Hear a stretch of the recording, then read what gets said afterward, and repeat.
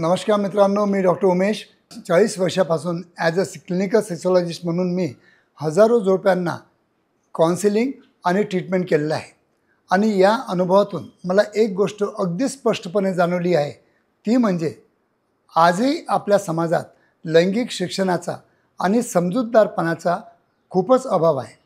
त्यामुळे लोक अनेकदा सेक्सबाबत चुकीच्या कल्पना बाळगतात किंवा काही सामान्य चुकामुळे आपलं सेक्स लाईफ आणि नातेसंबंध दोन्ही कुमकुमत करत जातात. आज मी अशाच काही महत्त्वाच्या गोष्टी तुम्हाला सांगणार आहे की ज्या वेळेत ओळखल्या तर तुमचं नातं अधिक घट्ट आणि लैंगिक जीवन अधिक समाधानी होऊ शकेल. मी सुरुवात करतो फोर प्लेपासून. तसं फोर प्लेवर भरपूर व्हिडिओ बनवलेले आहे, पण अनेक पुरुष किंवा जोडपी सेक्स म्हणजे एक इंटरकोर्स एवढंच समजतात. पण खरं सांगतो, फोर प्ले ही सेक्सची तयारी नसून म्हणजे खरी क्रिया आहे. शरीर आणि मन दोघेही तयार होण्यासाठी याला तुम्हाला वेळ द्यावाच लागतो. माझ्याकडे येणाऱ्या अनेक महिलांनी सांगितलं आहे की त्यांना शारीरिक वेदना किंवा अस्वस्थता वाटते, कारण त्याचा जोडीदार खूप घाई करतो आणि फोर प्लेला वेळच देत नाही. आणि त्यामुळे मी स्पष्ट सांगतो की फोर प्ले वगळणं ही केवळ एक चूक नाही, तर तुमच्या जोडीदाराच्या हक्कावर गदा आणण्यासारखं आहे. दुसरा मुद्दा म्हणजे घाई. बऱ्याच लोक घाई करतात, कारण की लैंगिक संबंध हे जे स्पर्धा नाही आहे, कोण लवकर संपवतो यावर यश मोजलं जात नाही. ही एक सर्जनशील प्रक्रिया आहे. प्रत्येक क्षणाचा आनंद घेणे, एकमेकाच्या शरीर भाषेची आणि भावना समजून घेणं हेच खरं लैंगिक समज आहे. काही पुरुष हे इतके उत्साही असतात की त्यांना फक्त कार्यक्षमता महत्त्वाची वाटते, पण त्यामुळे दोघांनाही मानसिक आणि शारीरिक थकवा येतो. मी अनेक जोडप्यांना सांगतो की तुमचं ध्येय ऑर्गॅझम नसून कनेक्शन असावं. तिसरा मुद्दा म्हणजे की क्लायटोरियल स्टिम्युलेशन. क्लायटोरियल स्टिम्युलेशन हे खूप महत्त्वाचा भाग आहे.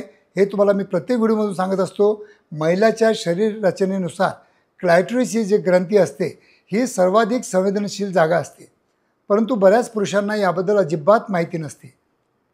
मी काही जोडप्यांना बरोबर घेऊन सेशन घेतलेले आहेत, ज्याच्यामध्ये फक्त स्त्रिया बोलतात आणि पुरुष फक्त ऐकतात. कारण समजून घेणं हा पहिला टप्पा आहे. जेव्हा आपण आपले पार्टनर काय अनुभवतो हे जाणवतो, तेव्हाच आपण उत्तम पार्टनर बनतो. चौथा मुद्दा म्हणजे संवादाचा अभाव. बरीच कपल जे असतात ते आपसामध्ये डिस्कशन्स करत नाही. हे खूप मोठं कारण असतं लैंगिक समस्यासाठी. काही जोडपे एकमेकाची वर्षानुवर्ष बोलतच नाहीत, फक्त शरीर जवळ आणतात, मन दूर राहतं. तुम्ही काय अपेक्षा करता, काय त्रास होतो आहे किंवा काय बदल हवा आहे, हे जर मोकळेपणाने सांगितलं गेलं तर 70% समस्या निर्माण होणारच नाहीत. मी माझ्या क्लिनिकमध्ये सेक्स संवाद थेरपी म्हणजे काउन्सिलिंग थेरपी ही पण करतो, जिथे फक्त बोला त्यावेळी इलाज आधीच होतो.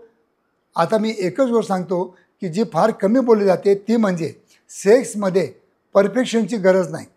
अनेक पुरुष आणि स्त्रिया एकमेकाबरोबर पहिल्याच वेळी सेक्स करताना इतके तणावाखाली असतात की ते नैसर्गिक वाटतच नाही. मी सांगतो की सेक्समध्ये चुका होतात आणि त्यातूनच आपल्याला शिक्षण घ्यावं लागतं आणि परिपक्व पण व्हावं लागतं. पहिल्याच वेळेला परफेक्ट सेक्स हे केवळ पॉर्नमधील चित्र आहे. वास्तव वेगळं आहे. जेव्हा जोडपं एकमेकांना समजून घेतं, स्वीकारतं, तेव्हा खरी जवळीक तयार होते. काही जोडप्यामध्ये मौन हे खूप घातक ठरतं.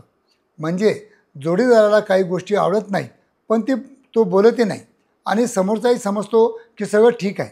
हा गैरसमज पुढे मोठा होतो. म्हणूनच तुमचा जोडीदार खरंच सेक्समधून आनंद घेतो आहे का हे विचारून समजून घ्या.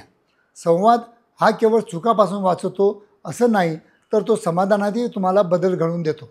शेवटी एकच सांगतो की या सर्व चुका दुरुस्त करता येऊ शकतात, पण ते योग्य मार्गदर्शन, संवाद आणि थोडं धैर्य एवढं पुरेसं असतं तुमचं सेक्स लाईफ सुधारण्यासाठी. आणि यासाठीच आशा किरण सेक्स क्लिनिक गेल्या 4 दशकापासून तुमच्यासाठी कार्यरत आहे. लाज न बाळगता, वेळ वाया न घालवता समोर या, सल्ला घ्या आणि तुमचं आयुष्य अधिक समाधानकारक बनवा. जर आजच माझं मार्गदर्शन तुम्हाला उपयोग वाटत असेल तर आमच्या चॅनलला सबस्क्राईब करा. कॉमेंटमध्ये तुमचे अनुभव, प्रश्न नक्कीच शेअर करा. आपलं लैंगिक आरोग्य हे आयुष्याचं खूपच महत्त्वाचं अंग आहे आणि त्याचं समाधान हे तुमचं हक्क आहे आणि तो तुमच्या हातात आहे. धन्यवाद मित्रांनो. नक्की माझ्या चॅनलला, मराठी चॅनलला शेअर करा, सबस्क्राईब करा. जास्तीत जास्त आपल्या मराठी बांधवापर्यंत त्याला पोचवा आणि जास्तीत जास्त आपल्या मराठी बांधवांना याचे बेनिफिट झालं पाहिजे इतकं लक्षात ठेवा.